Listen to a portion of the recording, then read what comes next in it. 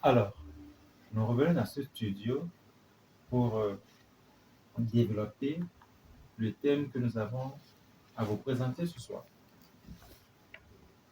Mercredi 24 septembre 2025, nous, Axel Armandino, nous vous remercions pour votre écoute.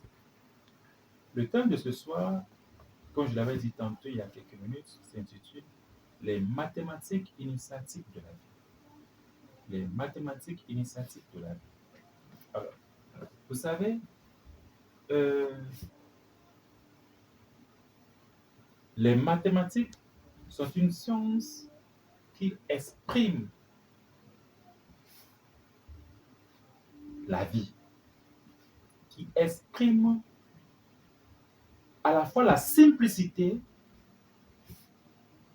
de la complexité de la vie et la complexité de la simplicité de la vie.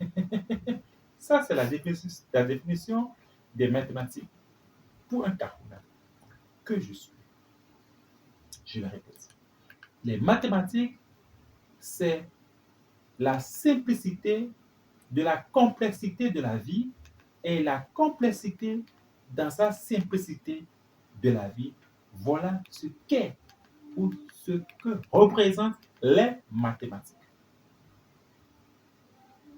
Alors,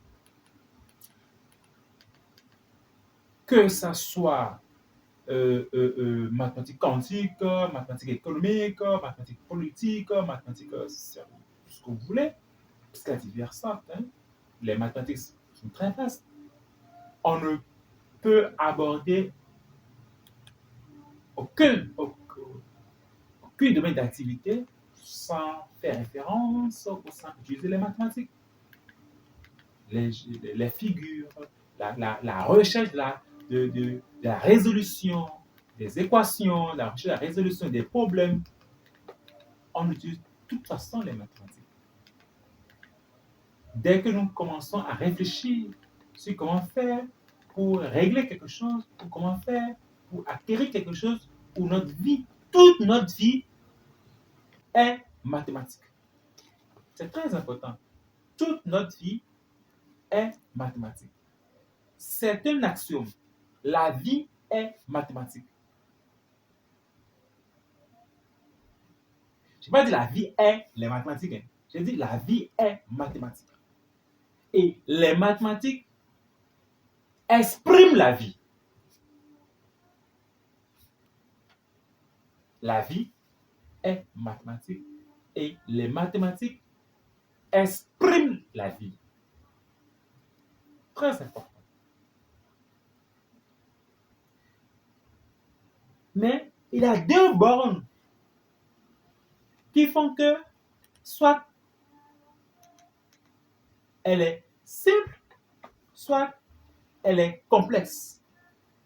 Soit elle est simple pour devenir complexe ou elle est complexe pour devenir simple. C'est très important.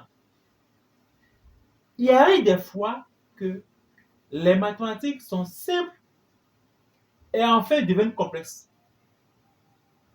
Et des fois, les mathématiques sont complexes pour devenir ensuite progressivement simples. La vie même est cela. La vie même est cela.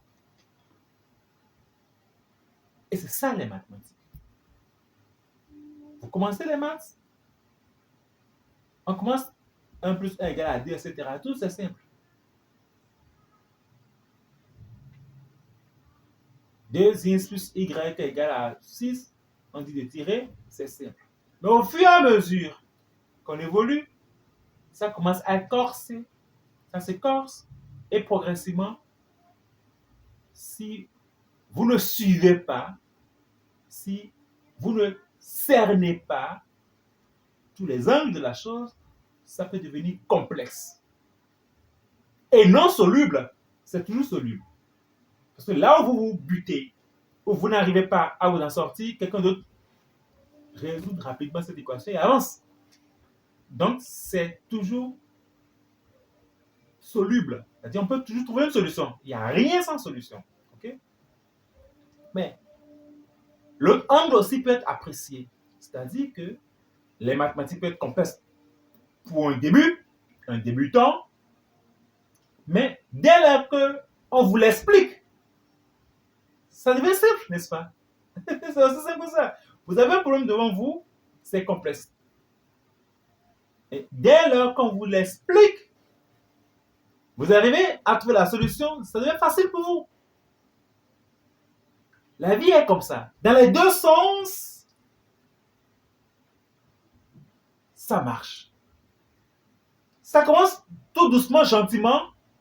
On est content, tout va très bien, la vie est belle. Et progressivement, ça commence à être corsé. Arrivent les problèmes, arrivent les situations, arrivent les difficultés, etc., etc., la maladie, tout ce que vous voulez. Et après, ça commence à être complexe. Et on entend dire, la vie est dure, les temps sont durs. Et ça devient complexe, n'est-ce pas?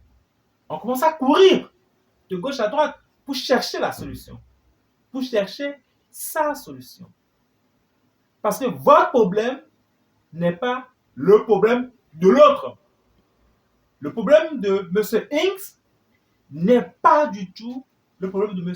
Y. Et donc, de toute façon, chacun cherche sa solution ou la solution à sa vie. Mais souvent, c'est que la vie est toujours simple. L'enfant innocent qui n'a pas de soucis, la vie est belle, il s'amuse. Mais quand il grandit, il commence à moins s'amuser. À moins qu'il soit inconscient. Les choses commencent à être corsées. Il a des factures à payer. Il a des défis à relever.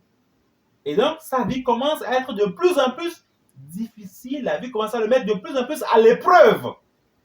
Et il dira, les temps sont durs. Il dira, au fur et à mesure que je prends de l'âge, les choses sont difficiles.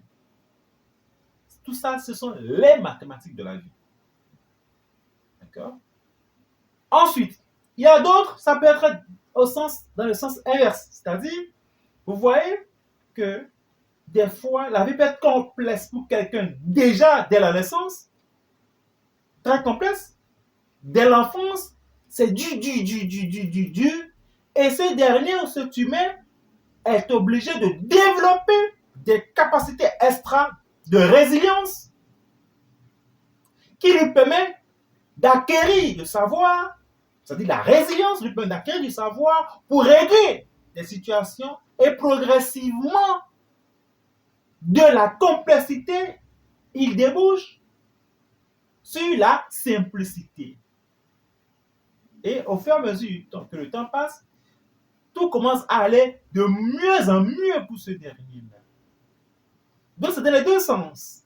Et tout ceci représente les mathématiques de la vie. Et ceci, ces sciences a toujours été enseignées dans les temples initiatiques. Et savez-vous que l'apanage de ces enseignements se retrouve dans les ashrams avancés des maîtres ascensionnés des mondes intérieurs, au plan atmique, d'où transitent tous les instructeurs, tous les rabbis, tous les prophètes, passent tous par la demeure des maîtres ascensionnés pour être instruits, pour enseigner cela dans les différents plans en dessous du plan atmique.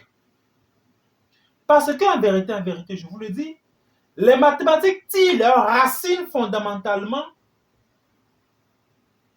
dans le plan atmique. Parce que l'âme est mathématique. L'âme est mathématique. L'âme est ovoïde.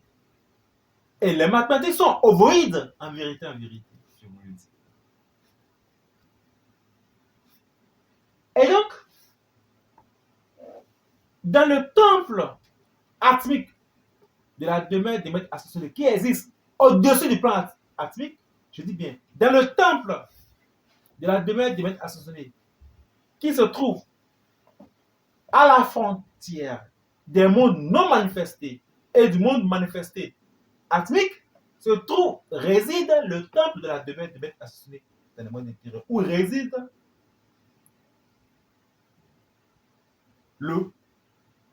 la monade du Kahuna de la demeure de bête assassinée.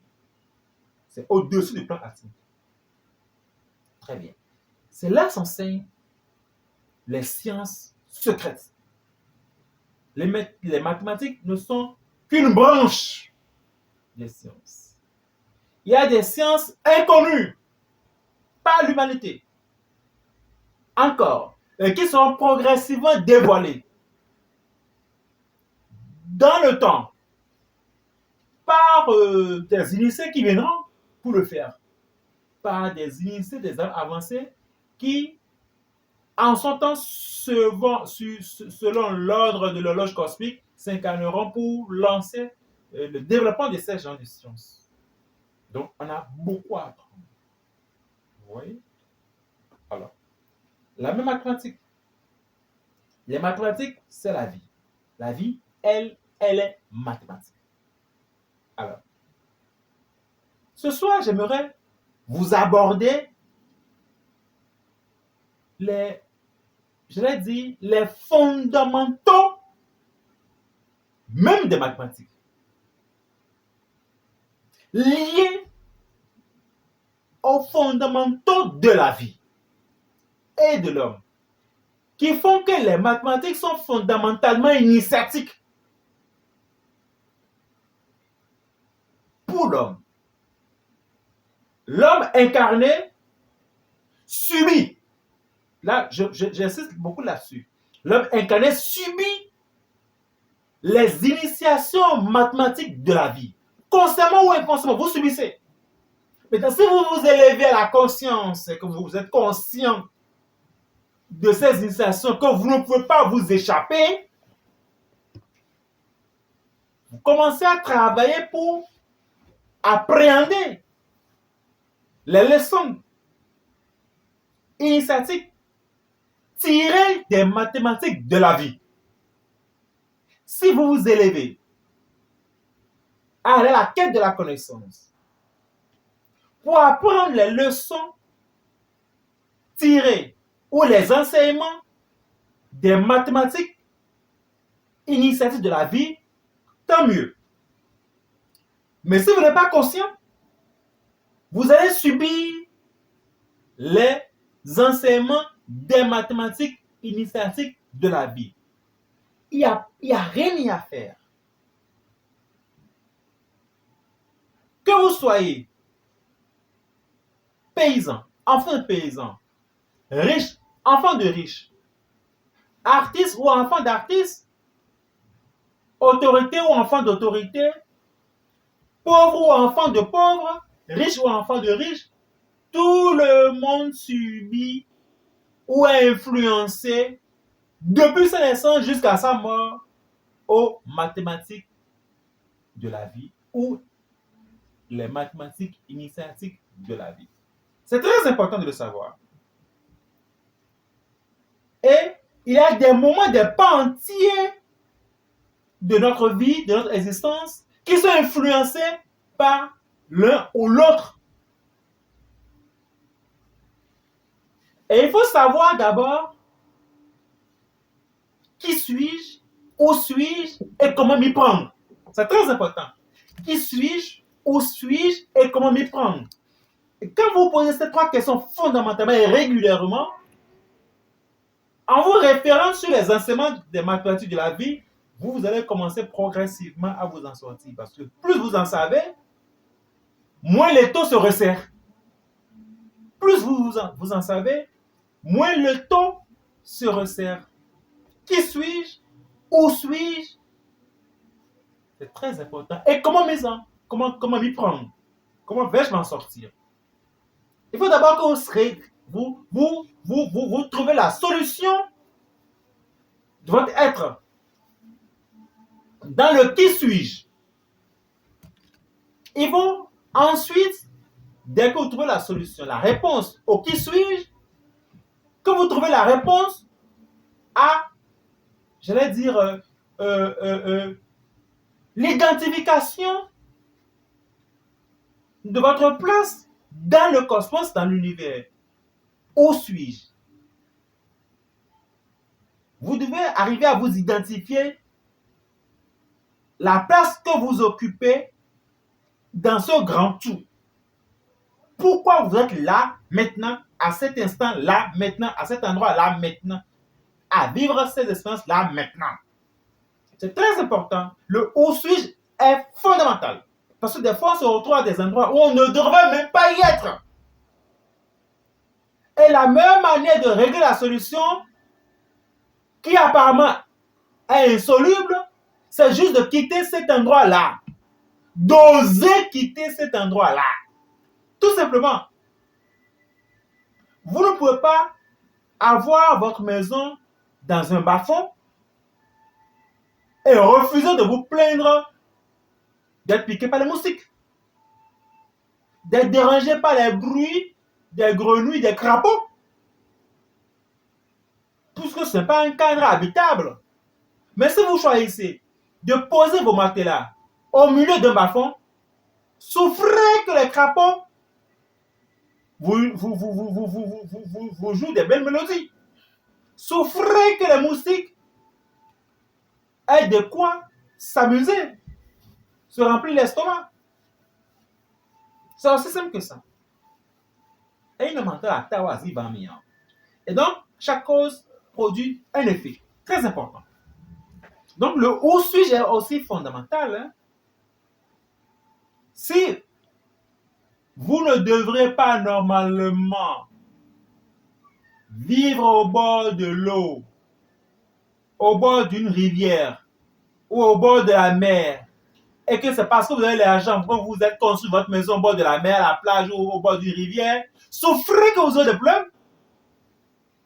Parce que le où suis-je n'est pas bon pour vous. C'est très important.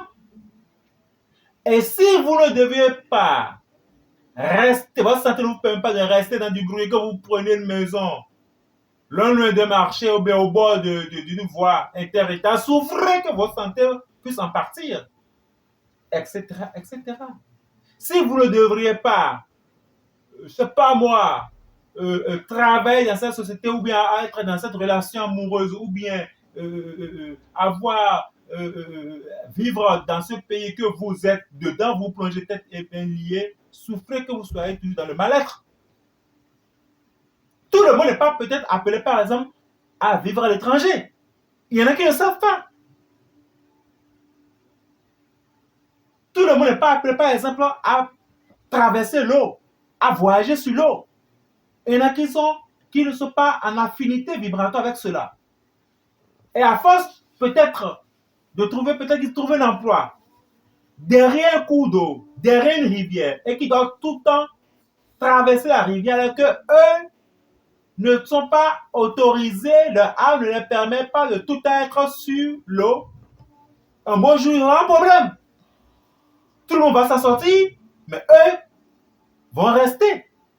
Donc le où suis-je est aussi très important. C'est très important. Des fois, le milieu peut être un problématique pour nous.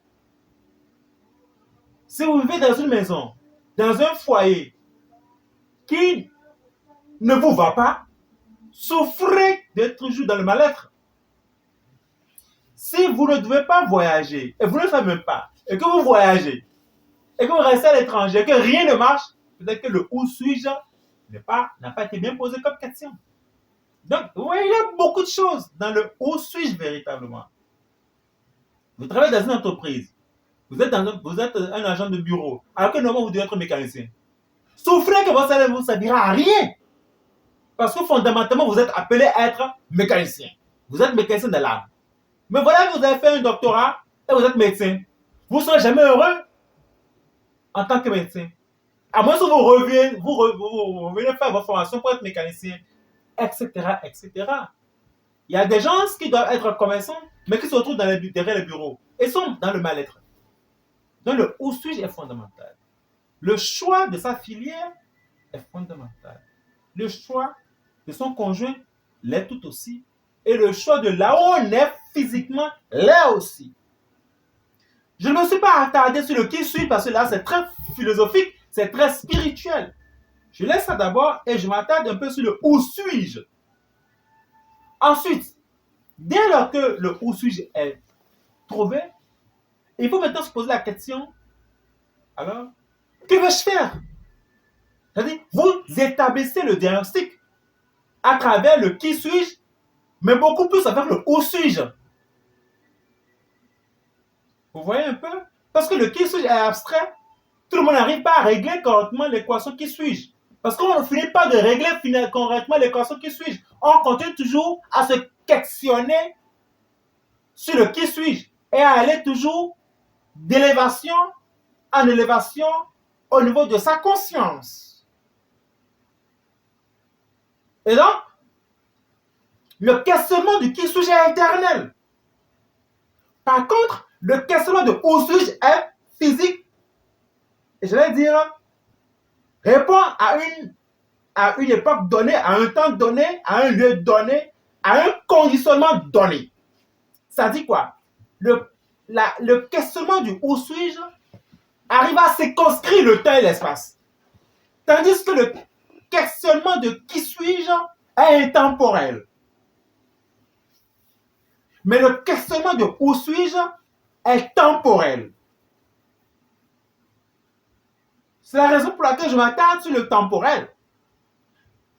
Pour que vous puissiez régler la situation tout de suite là. Parce que si je m'attarde sur l'intemporel, ça sera un peu trop philosophique, trop spirituel. Il va falloir relever le niveau de conscience, monter en haut grade pour m'expliquer et tout le monde ne pourra pas me suivre correctement. Mais sachez qu'il y a un qui suis-je qu'il faut chercher toujours à comprendre qui est la base même. Très important. Mais aussi ensuite vient le où suis-je qui répond à beaucoup de choses. Combien de vos frères, combien de nos frères et sœurs se retrouvent à l'étranger et sont malheureux parce qu'ils ne doivent pas y être. Il y a des gens qui trouveront malheur dehors et même peut-être la mort s'ils voyagent ou s'ils vivent à l'étranger. Et ils ne le savent pas. Il y a des gens qui ne doivent jamais vivre loin de leur maison, loin de leur patrie. Ils peuvent voyager, aller en vacances et revenir. Ils peuvent voyager, faire des affaires et revenir. Mais ils ne peuvent pas voyager, loger, vivre à l'étranger. Ce n'est pas possible. Il y a des gens, c'est interdit pour eux. Leur âme n'a pas choisi cette expérience-là. Par contre, il y a des gens, ils ne peuvent pas réussir sur cette terre où ils ont vu le jour. Ils peuvent que voyager, aller trouver le bonheur ailleurs et revenir nourrir leur terre. Ça, c'est autre chose. Vous voyez que le qui suis-je nous permet de savoir le où suis-je aussi, quelque part. Mais il y a des gens, dès lors qu'ils quittent le cocon familial, c'est fini, c'est la débandade. Il y a des gens qui ne doivent même pas quitter leur maison paternelle. Vous savez ça? Il y a des femmes qui ne doivent jamais, je dis bien, pour moi, il y a des femmes qui ne doivent même pas quitter chez leur père pour aller se marier, pour aller chez leur mari. Et pourtant, elles peuvent se marier, mais ne doivent jamais quitter la maison de leur papa. Je vous dis la vérité. Et dès que ces dernières osent prendre leur valise pour aller chez leur mari, bonjour les dégâts. Elles ne trouvent jamais la paix. Moi, je sais de quoi je parle. Il y a des preuves à l'appui. Il y a des signes de femmes comme ça. Il y a des gens comme ça. Mais leur mari, vous avez posé la question, mais comment faire alors? Oui, elles peuvent être mariées, mais elles vont résider chez le papa. Ou trouver un consensus, aller chez le mari, tout en vivant toujours chez le papa. Si c'est une femme. Si c'est un garçon, il vit chez son papa et il prend femme chez son papa. Mais dès lors qu'il quitte la maison, il a un problème. Donc le haut sujet est très important. L'autre exemple, est-ce que vous arrivez des fois de louer, d'être dans une location et que vous avez construit votre maison, une belle maison, mais vous restez toujours dans la location? Dès lors que vous déménagez de cette maison, les problèmes arrivent. Vous chutez complètement financièrement. Parce que le haut sujet là est bon pour vous. Il y a des gens qui sont en location, une chambre et salon, mais ils ont de belles maisons. Mais ils vivent toujours dans une chambre et salon. Les enfants peut-être sont dans la maison, leur maison à eux, mais ils vivent toujours dans une chambre et salon parce que la maison les a apporté chance. Donc le où suis-je là est intéressant pour lui. Et si jamais il déménage juste parce qu'il a trop de l'argent et veut maintenant prendre une grande maison et puis qu'il veut quitter chez salon, tout se ferme, toutes les portes se ferment. Parce qu'il n'a pas su exploiter le où suis-je là correctement, etc., etc. Des fois, des locataires qui sont dans une maison et ça leur marche bien et ils finissent par acheter la maison dans le temps si la vie les y autorise. Ça, tout ça, c'est la résolution du où suis-je. Vous voyez? Alors, ensuite, maintenant, quand le où suis-je, on retrouve l'équation, on retrouve la solution et qu'on veut l'améliorer, on se pose maintenant la troisième question maintenant, que vais-je faire pour m'en sortir, pour m'améliorer? Tout simplement, je roule ma voiture, je m'enlise dans le sable. Okay, où suis-je? Je dirais, ah, je suis à Dégacan, à propos à Dégacan et tout. Après, que vais-je faire? Soit j'appelle mon mécanicien, soit j'appelle un service de dépannage, me dit, voilà, je suis à tel endroit, j'ai telle situation, c'est que le OSU me permet de renchérir ou bien de remplir les formalités pour la résolution de l'équation. Que vais-je faire? Vous voyez que c'est la mathématique. Parce qu'il faut que vous indiquez quand même au service de dépannage où vous êtes et la panne que vous avez. Ça permettra au service de dépannage, au dépanneur, de savoir quoi prendre depuis le garage et quel véhicule prendre pour venir vous dépanner aussi. Parce que si vous êtes en train de conduire un camion, c'est pas un petit minibus qui vient vous dépanner. C'est comme ça. Si vous êtes enfoncé dans de la boue, il faut qu'on sache quoi prendre comme outil. Si c'est du sable, il faut qu'on sache aussi. Si c'est dans le lot, il faut qu'on sache aussi, etc., etc. Donc, savoir de quoi souffre-t-on vraiment et savoir où est circonscrit le problème pour savoir comment faire pour s'en sortir. C'est très important. Et voilà les mathématiques de la vie. Et même si vous envoyez votre géolocalisation, ce n'est pas les mathématiques qu'il a eu. Il y a cette application pour géolocaliser, pour donner votre localisation au service de dépannage. C'est la mathématique. Quand vous réfléchissez comment faire pour régler telle situation, vous pratiquez déjà les mathématiques de la vie. Et les mathématiques de la vie se font sur 4 grands axes fondamentaux que je m'en vais maintenant à vous expliquer. Premier axe des mathématiques de la vie initiatique. Mais avant, nous allons marquer une toute pause, histoire que tout chacun de nous puisse prendre un peu d'eau pour apprécier la suite. On revient dans ce studio. Musique, s'il vous plaît.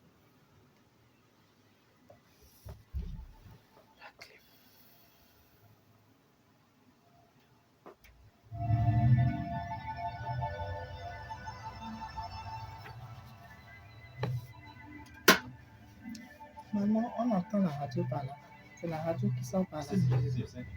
Mais je teste ma chacun. Non, j'entends, on entend pas. Quand la musique sort, on n'entend pas la voix. Voilà maintenant. Voilà maintenant. Tu m'entends? Tu m'entends? Tu m'entends?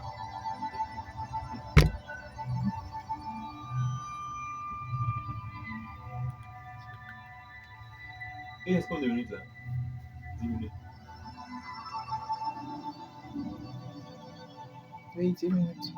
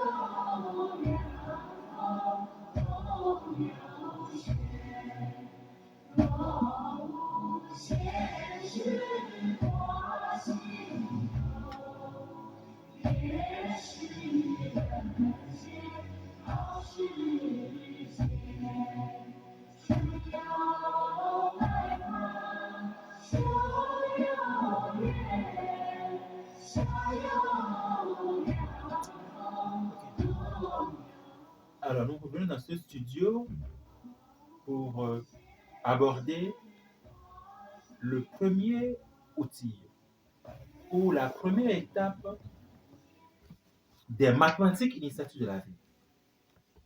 Vous savez, à l'école, on nous a appris 4 signes de mathématiques. Il y a le signe plus, le signe fois, le signe moins, le signe de division. Rappelez-vous qu'en son temps, il y avait un petit cercle au tableau, peint et tout, où il y avait les tables de multiplication, système de multiplication dedans. Avec ça, on travaillait. Sachez que le signe plus, le signe fois, le signe moins, le signe de division sont purement initiatiques et se retrouvent dans tous les aspects de nos vies, depuis la naissance jusqu'à la mort. Et chaque signe représente une étape dans la vie de tout être humain. Bien accompli, bien vécu, ou mal accompli, mal vécu, avec les conséquences. Bien accompli ou mal accompli, avec les conséquences. Tous nous passons le plus, tous nous passons la division, tous nous passons le moins, tous nous passons fois, d'une manière ou d'une autre, consciemment ou inconsciemment. Et nous subissons ceci là aussi. C'est ça la chose. Nous allons commencer par le premier des signes, le signe plus, qui symbolise l'enfance ou l'enfant, le plus de la vie, sur l'échelle de vie, sur l'échelle d'incarnation d'un homme, symbolise l'enfance ou l'enfant. L'enfance ou l'enfant qui enclenche l'expérimentation de son incarnation terrestre. Et là, le premier appel du plus, c'est la nécessité de la connexion à l'égrégore familial. La nécessité de la connexion de cet enfant à l'égrégore familial. Ou la nécessité de la connexion de cet enfant au sang. Puisque le sang, c'est l'égrégore. Le sang fait appel systématiquement à l'égrégore. Il n'y a rien à dire. C'est la raison pour laquelle, dans toutes les familles, sous tous les cieux, au Bénin, en Afrique et partout dans le monde, il y a toujours des rituels de sortie de l'enfant. Il y a toujours des rituels d'accueil de l'enfant ou de sortie de l'enfant